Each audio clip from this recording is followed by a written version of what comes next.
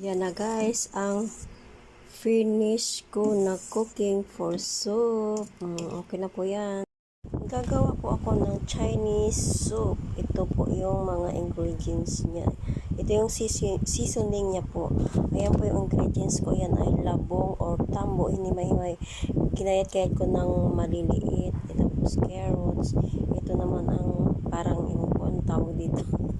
Tapos ito yung mushroom. Tapos naglagay din ako itong ganitong tofu. Tapos mamaya magpapakulo ako ng chicken breast at himay-himayin. Ayan na guys, hinimay-himay ko na. Ayan na guys, ang chicken breast ko, hinimay-himay ko na siya, pinakuluan ko lang.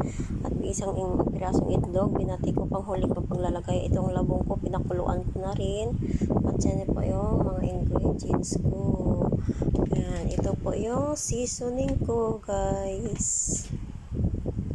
Ito na guys yung soup ko at maglalagay din pala ako dito ng isang Knorr chicken cube, pandagdag pang lasa, mas lalong sumarap. Tsaka yan guys, maglalagay din ako ng pampalapot sa sabaw. Tapos halo-haloin. Yan na guys, ang finish ko na cooking for soup. Okay na po yan.